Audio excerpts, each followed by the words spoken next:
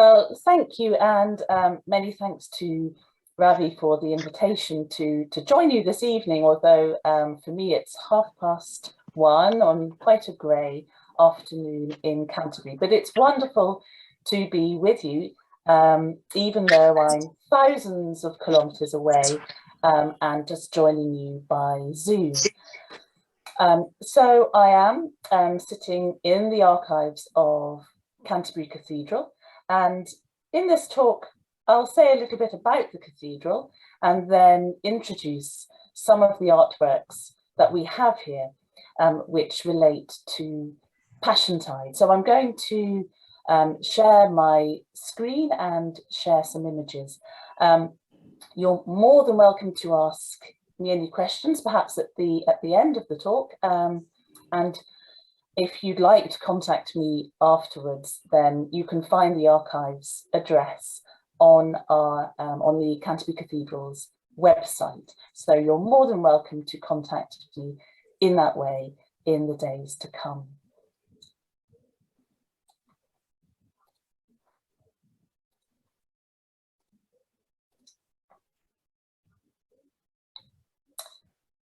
So here is Canterbury Cathedral. So as Ravi's mentioned, there has been a building on this site since the year 597, when Canterbury Cathedral and the Archbishopric of Canterbury was founded after a mission by the then Pope, Pope Gregory. So a building on this site since the year 597, but I'm conscious that some centuries after Christianity came to your country, to India, there had been a Christian presence in England before that time, brought by the Roman civilization and by the Irish, so from Ireland to the west of Britain. But the mission in the year 597 was to reconvert southern England in particular to Christianity.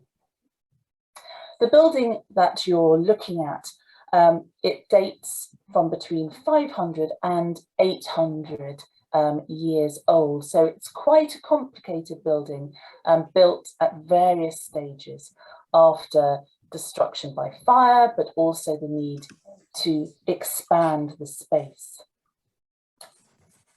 So for nearly 950 years, the building that you're looking at was a Roman Catholic cathedral. It was about 500 years ago that it became an Anglican cathedral as part of what we call the English Reformation, when the King of England changed the church in England from the Roman Catholic Church to the Church of England. So for nearly 950 years, Canterbury was Roman Catholic Cathedral. It is now, of course, the Mother Church of the Church of England, and indeed the Mother Church of the Anglican Communion. The most important saint for Canterbury Cathedral is a Thomas, but not your Thomas, not Thomas the Apostle, but Saint Thomas Becket.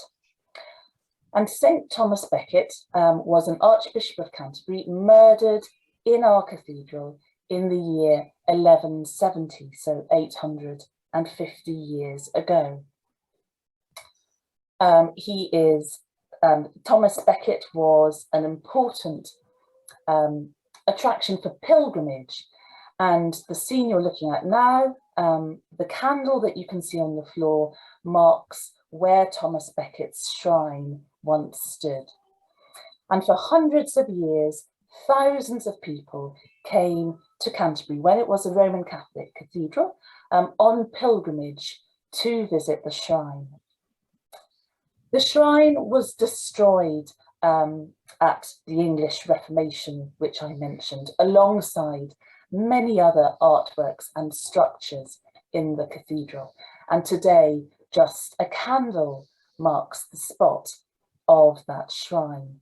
But still today, many people come to Canterbury on pilgrimage with an interest perhaps particularly in St. Thomas Becket. But Canterbury Cathedral is dedicated to Christ. We are Christ Church Cathedral.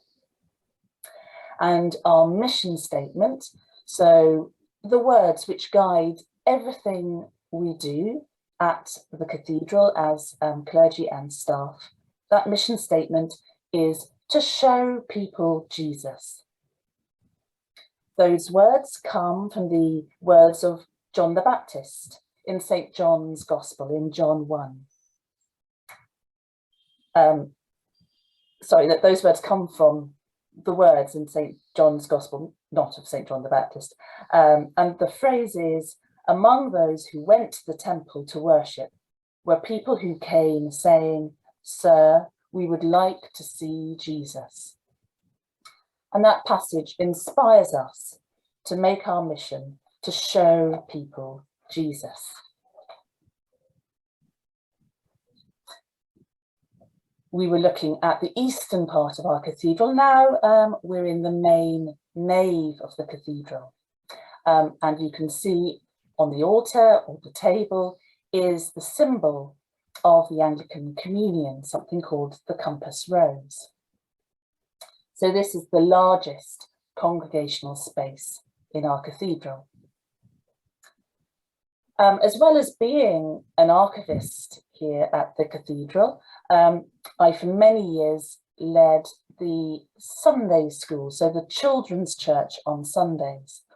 And one activity we used to do was that the leaders would take children around the building and show the children Jesus. So we would look for the various representations in the building of Jesus, because we always tried to use the building in our teaching and in our children's ministry.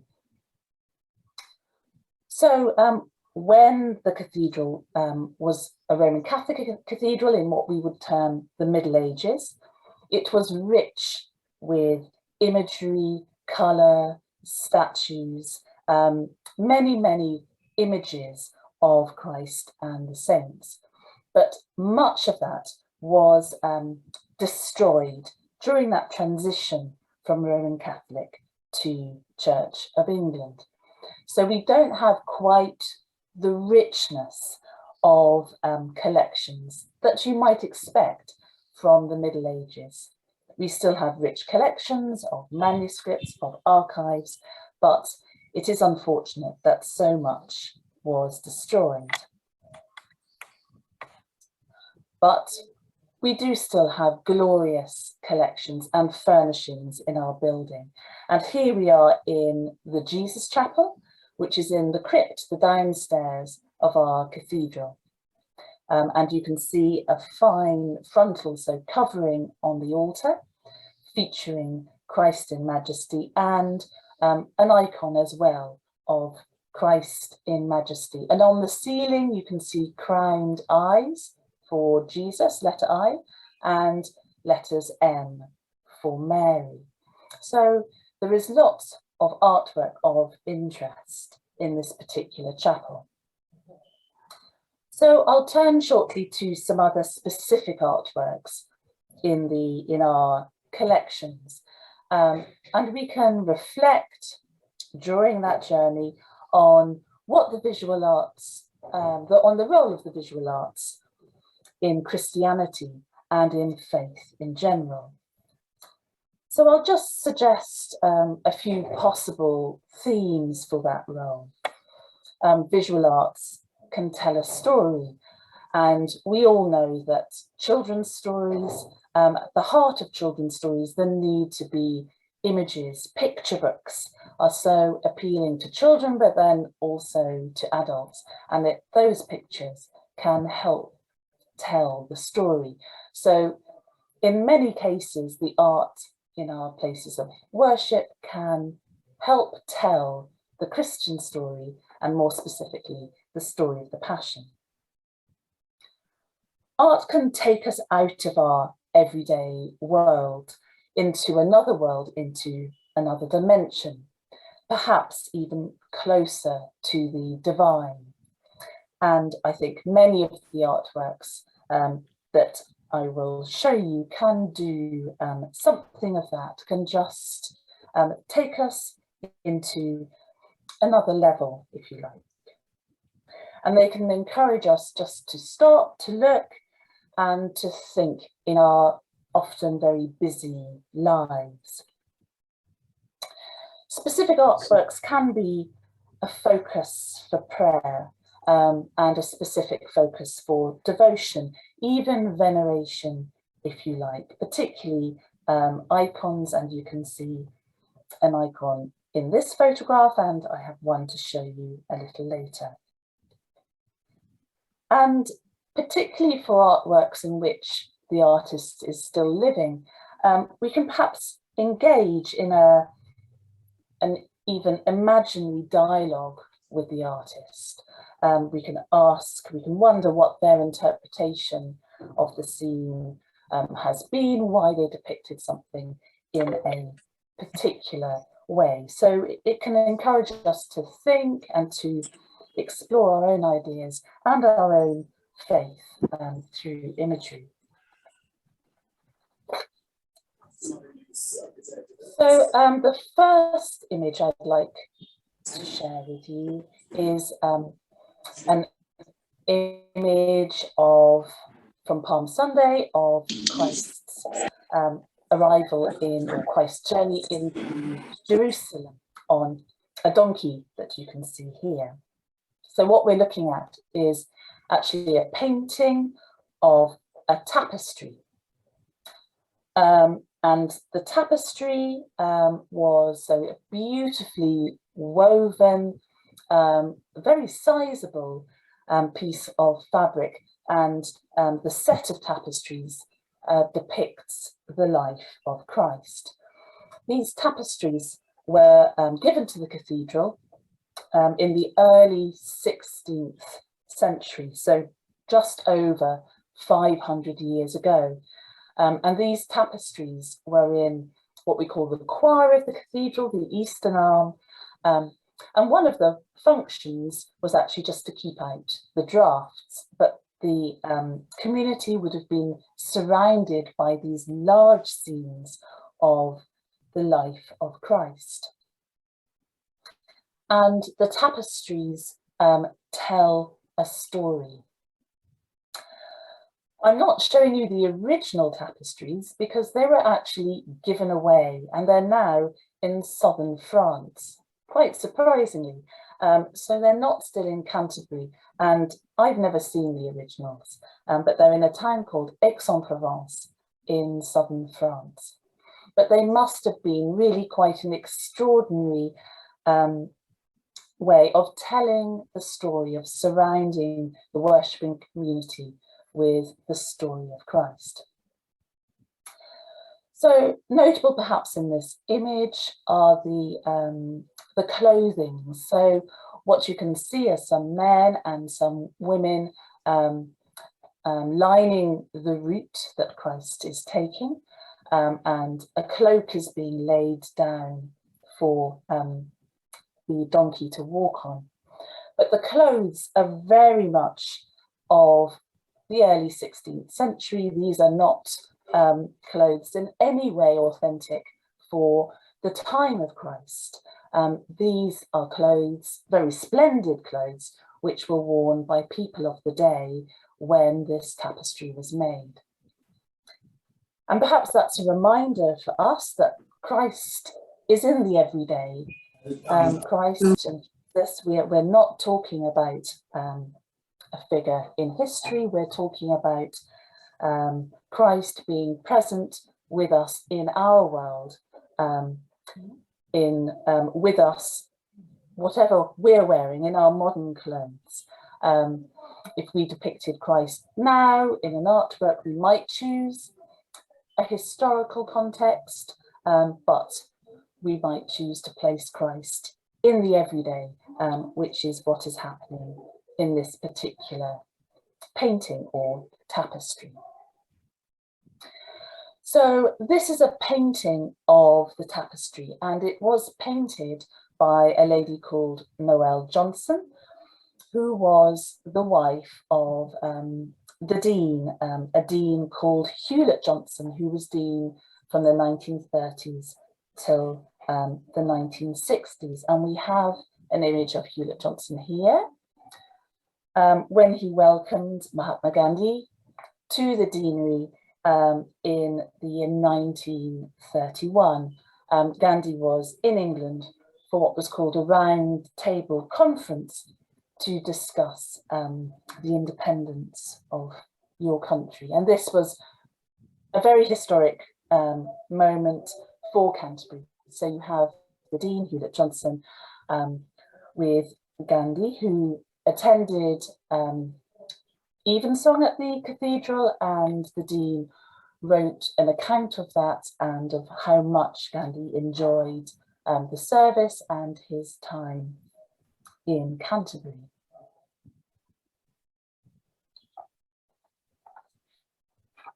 So moving later in Passiontide to the events of Maunday Thursday. And here we have a modern icon depicting Jesus washing the feet of Peter. So although it's an icon which was painted, or one should more accurately say written, because icons are written rather than painted, it was written by an English artist. It's very much in an Orthodox style. And at this point, I would like to remember, of course, as we all are worldwide, the people of Ukraine, including those fleeing their country, and the people of Russia who were tied up in a conflict not of their own making. So this icon is placed in the crypt downstairs in our cathedral, with a prayer desk in front of it. It's a beautiful icon. So you can see Peter's shoes cast aside on the floor, a very, very wonderful blue behind them, lavish gold in the halos, and lovely eye contact between the two men. So there is a lot to ponder, a lot of nice detail, and a lot for the eye to enjoy. But icons aren't so much to tell a story. They have really quite a specific purpose to encourage prayer and to encourage devotion, to encourage quiet time, and to encourage real engagement with the story and with the scene, and real compassion, if you like, with the passion narrative of Holy Week. So they are designed to be very peaceful, very engaging, very reflective pieces of art. And I might there mention some words by an Archbishop of Canterbury called William Temple, who was Archbishop of Canterbury in wartime. So he was Archbishop for 2 years during World War II, at a time when Canterbury was very badly bombed. The parts of the cathedral were destroyed, the Archbishop's own residence was damaged, the Dean's residence was very badly damaged. So William Temple lived through very difficult times, but was also a very interesting theologian and thinker, and followed quite strong political ideas. But he defined worship, and I'd just like to read you how he defined worship. To worship is to quicken the conscience by the holiness of God, to feed the mind with the truth of God, to purge the imagination by the beauty of God, to open the heart to the love of God, to devote the will to the purpose of God.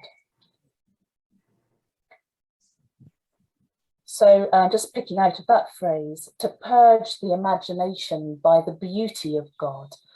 I feel that William Temple there is talking about something that one can experience with this icon, to really feel absorbed by the beauty of the image and by the story.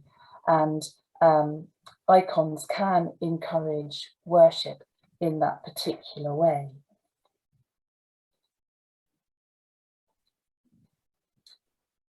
So staying with the events of Maundy Thursday and the Last Supper.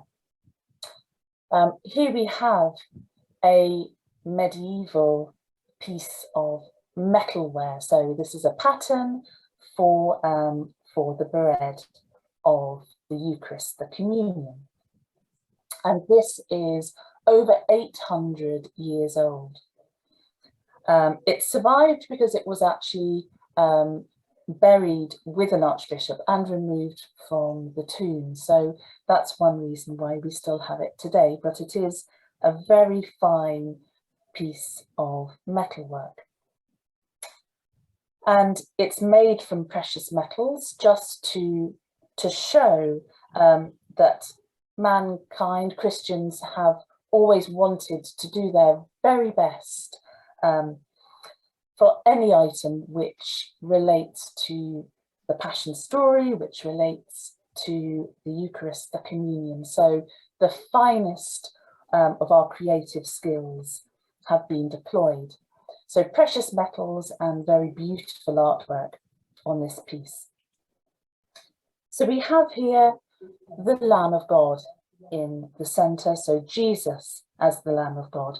And that phrase is from words of John the Baptist in John 1. So John the Baptist describes Jesus as the Lamb of God. And here we have the Paschal Lamb, the Lamb of Easter, with the Lamb bearing a halo around his head and carrying a staff with a cross and a flag. So a distinctive symbol for the Paschal Lamb, the jubilant Lamb of Easter. So of course the other imagery of Christ is Christ the Good Shepherd, who lays down his life for the sheep. But here we have Christ depicted as a lamb himself. And turning to Good Friday. Here we have a scene of the Crucifixion in a Roman Catholic service book called a Missal. So it's the text of the Roman Catholic Mass.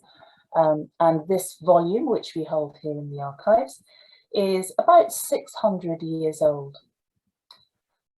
It's what we could call an illuminated, so decorated, an illuminated manuscript, because it is made entirely by hand.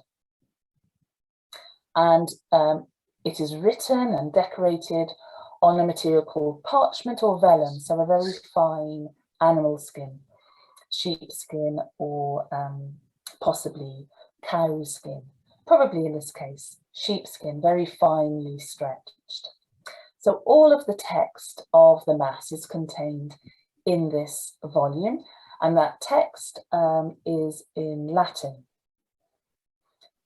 Near the section which includes the central prayer of the Eucharist, the Eucharistic prayer, we have this depiction of the Crucifixion.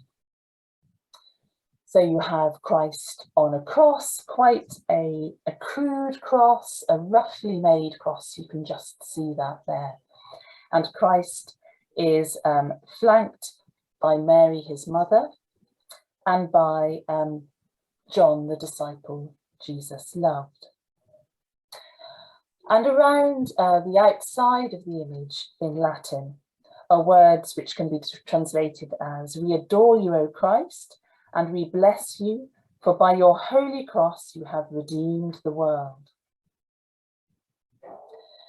And again, just like in the icon, we can see some gold here, so a precious substance, and that gold indicates that the crucified figure is, of course, divine.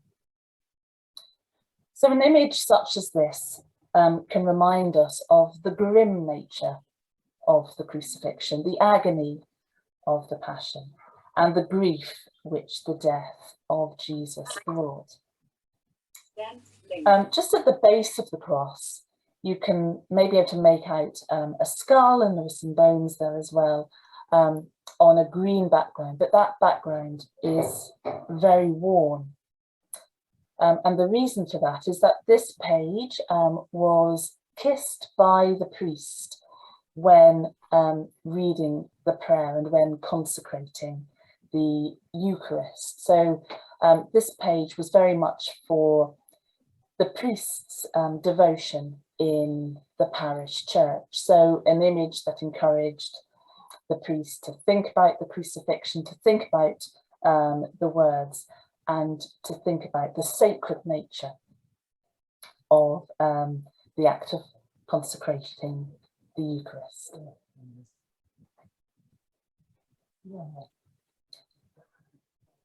So moving here to a very different piece of visual art, and a modern piece of visual art that came to the cathedral in 2005. And as well as a piece of art, it is an altar. This altar is dedicated to another Canterbury saint, Saint Anselm, who was also a theologian, and he was an 11th century Archbishop of Canterbury. He became Archbishop of Canterbury in the 11th century.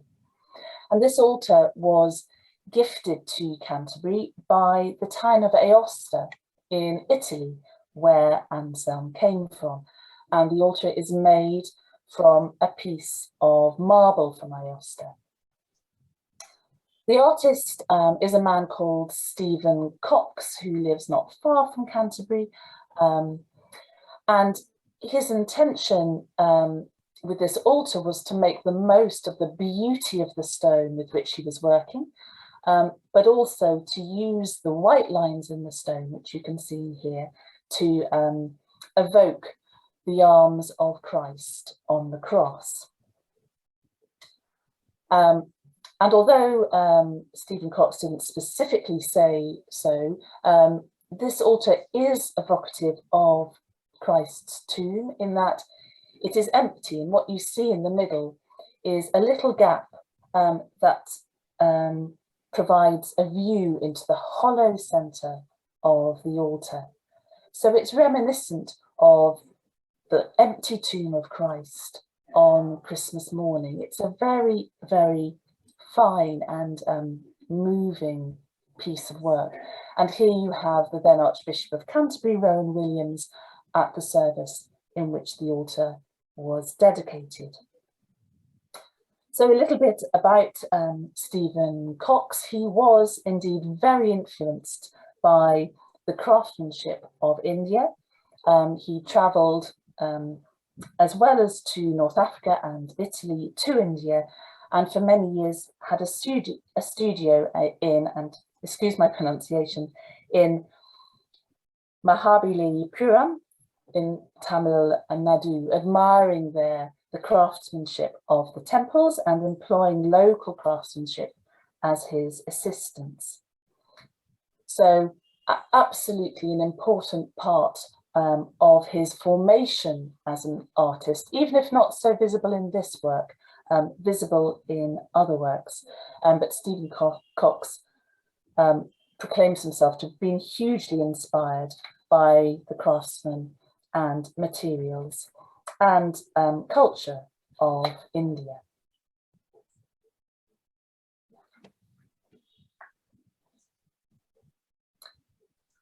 Another piece to encourage us to think about the deposition of Christ from the cross and his entombment. This is a piece of work by a Ugandan artist called Rosemary Namuli, who was born in the 1920s. And she made this in the 1950s, and it shows the body of Christ wrapped in probably even bark or maybe cloth, and carried to the grave, as would have happened in Uganda. And this is in the eastern part of our cathedral. But there is also a version of it in the deanery where our dean lives. So this piece of work was not created specifically for a church setting. And it could be very much an object of private devotion. You can see from the faces the very real grief of the occasion. And this piece encourages us to think about Christ in our own lives, in our own situations, in our own cultures. And also it encourages us to think of the passion of Christ and to feel compassion with it. So moving from some quite plain pieces to some glorious stained glass, and I have enjoyed exploring your cathedral through the website and enjoying some of your stained glass. The colours on a bright day are so fantastic.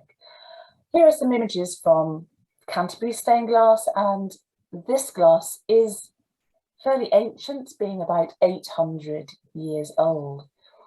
So while some of the walls of the cathedral had paintings, those have now been lost, but the stained glass is an extraordinary source of colour in our buildings. And here we have the entombment of Christ in the centre of the panel. And this image is taken from a complex, tall window with various scenes from the New Testament, but also from the Old. And here I think we have an example of art telling stories to people who came here maybe on pilgrimage 700-800 years ago, to people who probably couldn't read the scriptures themselves, who may not have had a strong understanding of Latin, whose understanding of the story of Christ was greatly enhanced by looking at these pictures. It's a picture book within the cathedral itself. And here we have the scene of the joyous resurrection of Christ on Christmas morning. Incredibly complex to make these stained glass windows, particularly thinking of what people 800 years ago had to hand. But the painting of the face is so exquisite. Here you have Christ seated on the empty tomb on Easter morning, flanked by two angels. So a joyous scene.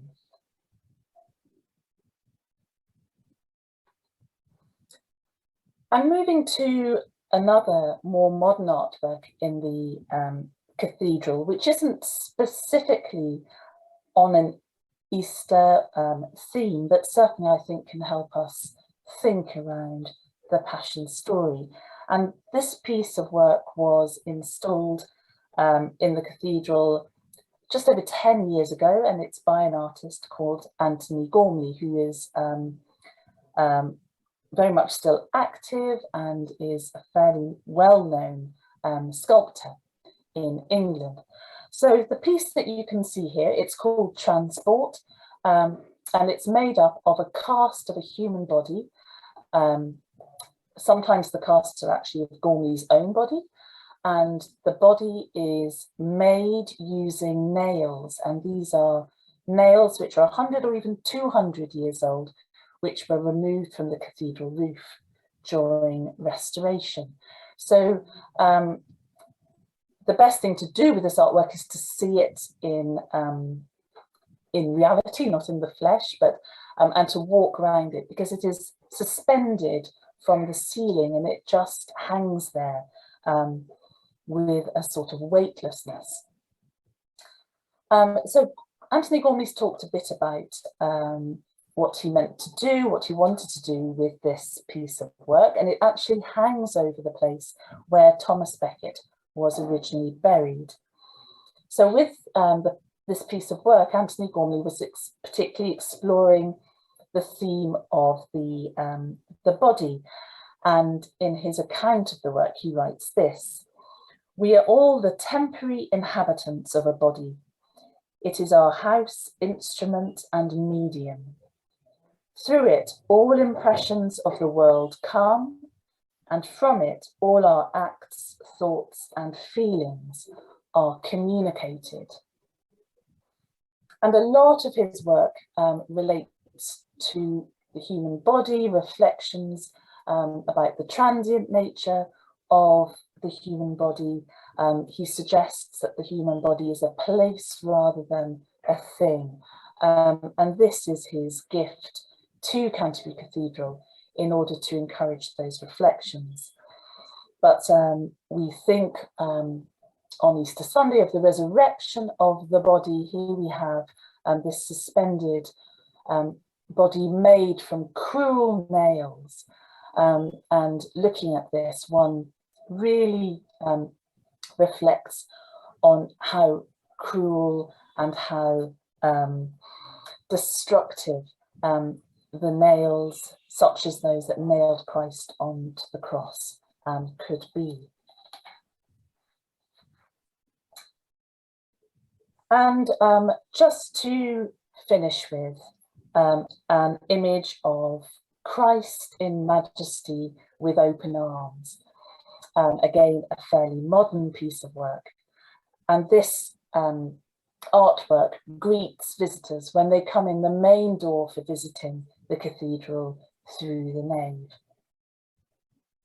So here we have Christ in wood, seated on a throne, with the hand of God the Father coming down from above. So you come in the doors of a porch, and this is right in front of you. So here we have a visual reminder through the visual arts that Christ welcomes everyone and anyone into our cathedral. A reminder that Christ suffered for us through Passiontide, he died for us, and he rose again in glory for us and for all the world. Thank you.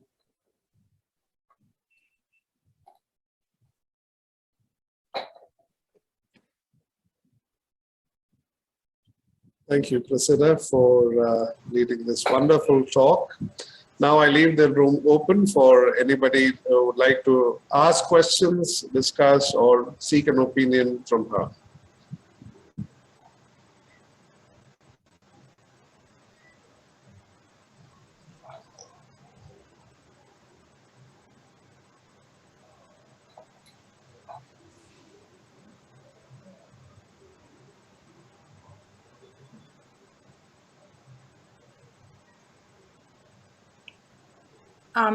May I just say something? Yes, go ahead. Smita, go ahead. Yeah. So, I'm not really, connoisseur of the visual arts. I can't draw to save my life either. But I do want to, I do want to appreciate that quote you mentioned, the quote you read out, William Temple describing what worship is. And the reason that really spoke to me was because our church, where we are right now, has moved into a house church format, a home church format. And one of the things that we struggle with a lot is the idea of worship. We're all used to worship in a certain way with music and an instrument and trained voices and, beautiful harmony and all of that.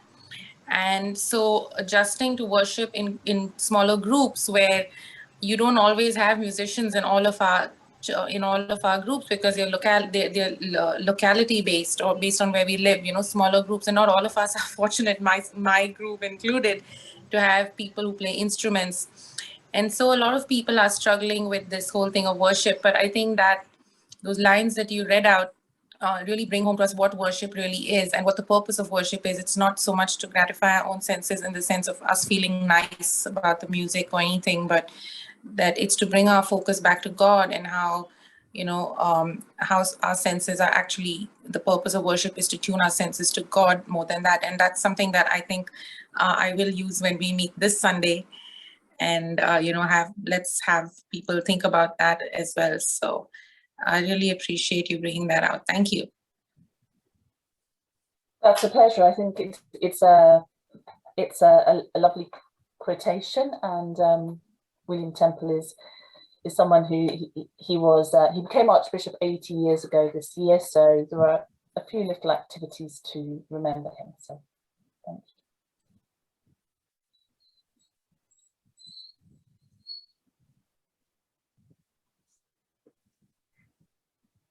Cressida, I have two. May I go ahead?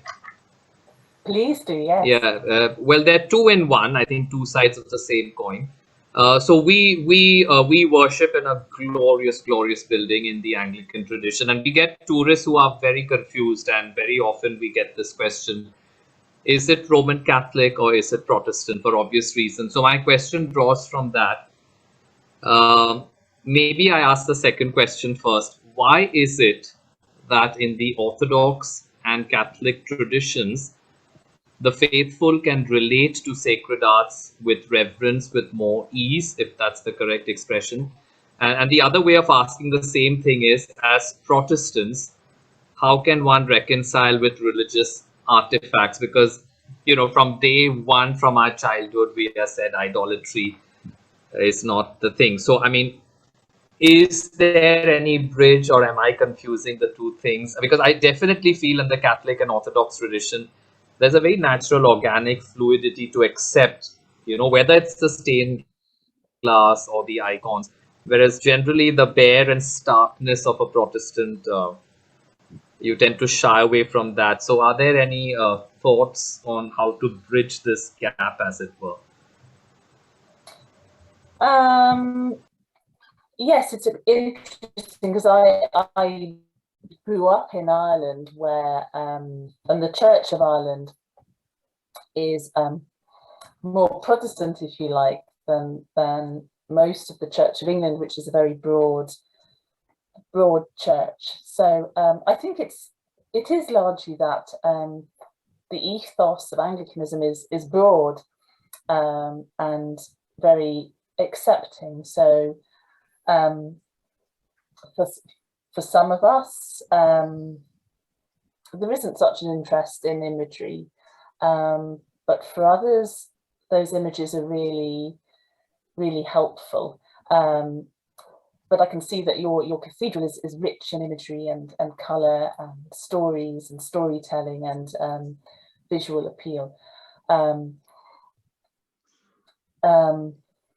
Yes, I think it's, and some of us sometimes we like, if you like, a rich experience of worship with music and imagery, and then sometimes we like some stillness. So I think it's, the essence maybe is that it's a broad church, and we can, the importance is to worship and to engage with the Christian life. And there may be sometimes we need or we want images, and sometimes we don't. And that's not a very good answer. I think a lot of the obviously in this country there was a very strict Protestantism brought in 500 years ago, which then became a bit more relaxed. So but I think the ethos now is to be much more cosmopolitan, if you like. Yeah, thank you, Cressida. Because in the Hindu tradition, which I'm sure you've come across, iconography is so vivid, and the Roman Catholic Church seems to have absorbed that quite naturally.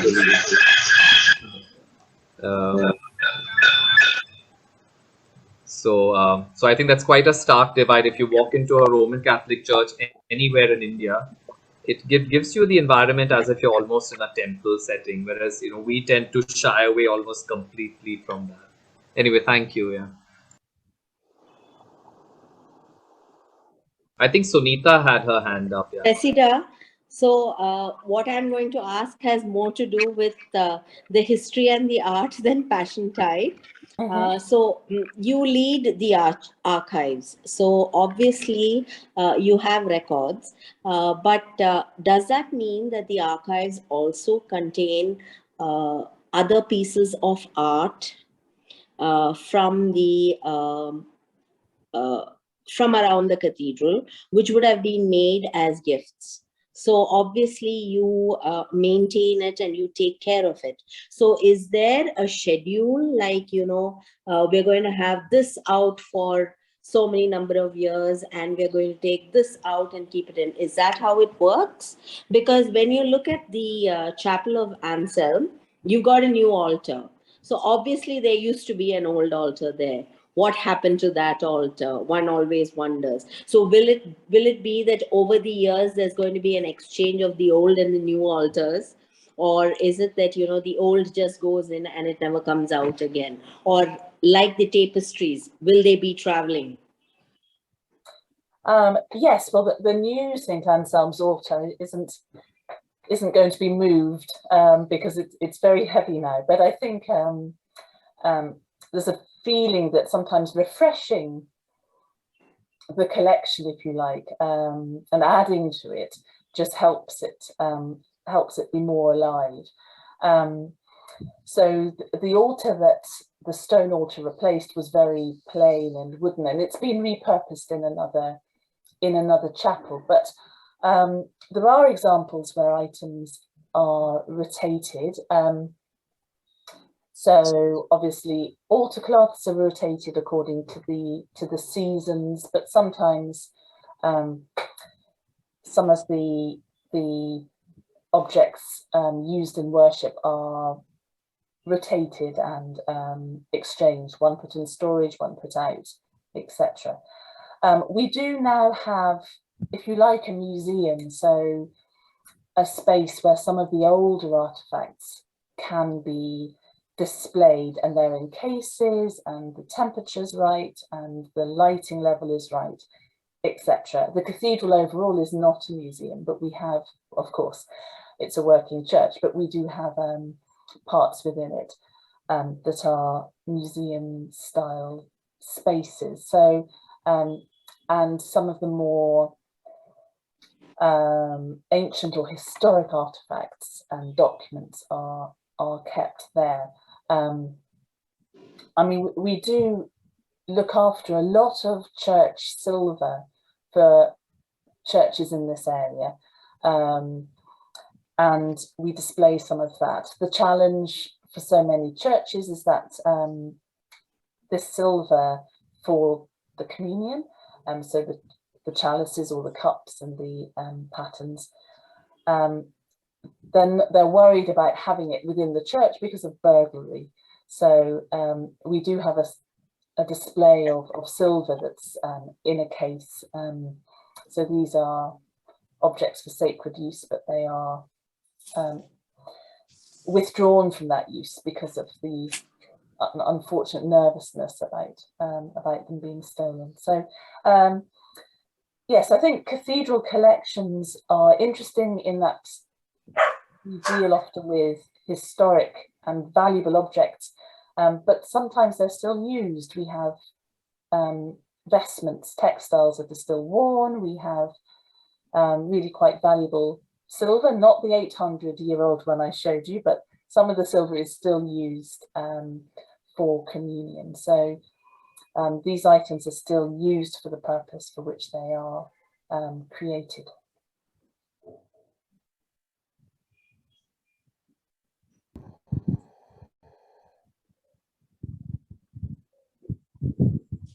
Captain Khan has a question, yes. Well, not really a question. Just two short questions. One is, where is the Archbishop of Canterbury today? And what does the Canterbury Cathedral do during Lent? Very briefly, I know you all must have a lot of, programs. Just very briefly, what does Canterbury Cathedral do during Lent? Thank you. So the Archbishop of Canterbury today, I think, is in London. He lives mostly in London.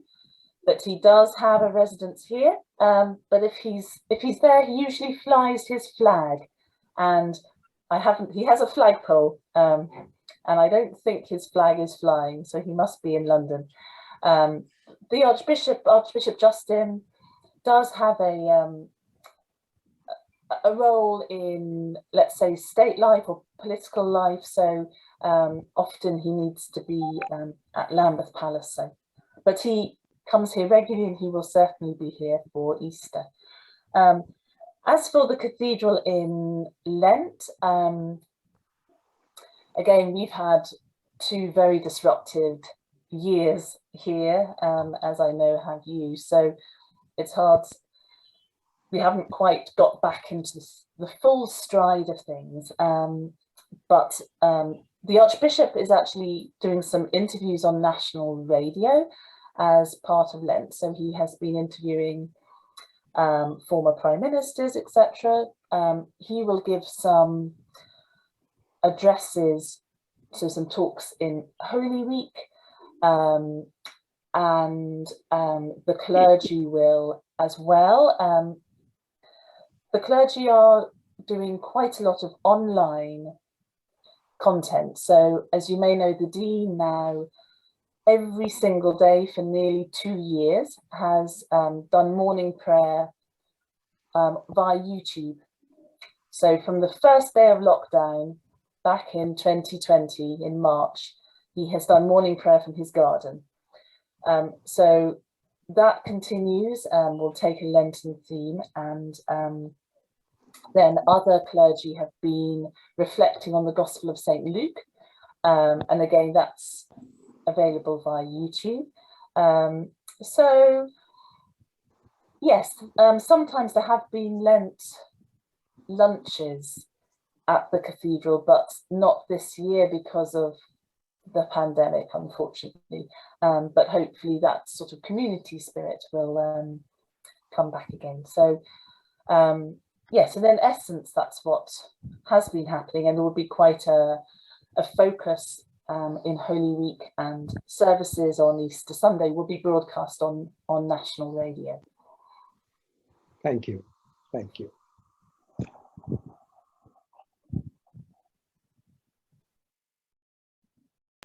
Father, do you think we could wind up if everyone is done? Then yeah.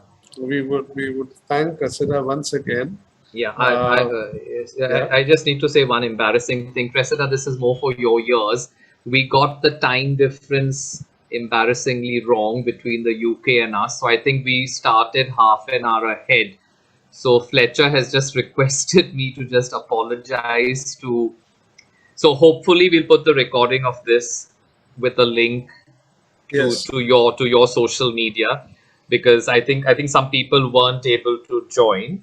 I need to understand from Fletcher what's happened, but I think we got the time difference wrong by 30 minutes, unfortunately. So, but we'll send the recording to them, and then you can help just put it on your YouTube thing or That's whatever. fine. Yes, I think Yeah. Fletcher mentioned to me it was 5 hours ahead, but I checked this morning and found it was 5.5. Yeah, I think we got 2 p.m. from him, but we should have checked ourselves. Cressida, just in parting, because I think people now will want to leave. Just one parting thought. How important is local cultural assimilation? Because we at Bombay Cathedral could just pass off for any church in Europe, right from, because it's all from the colonial period.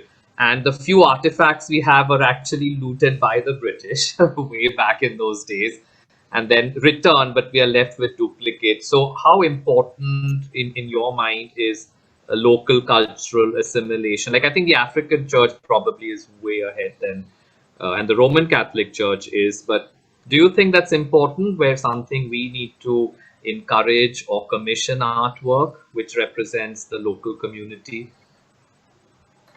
Absolutely. I would think, yes, absolutely, because Christ is in our own world and in our own culture, no matter where we are. So I think that needs to be reflected. That's a reality, that Christ is with us, no matter what country we're in, no matter what culture we're in, and that should be reflected, including in the visual arts. So. Thank you.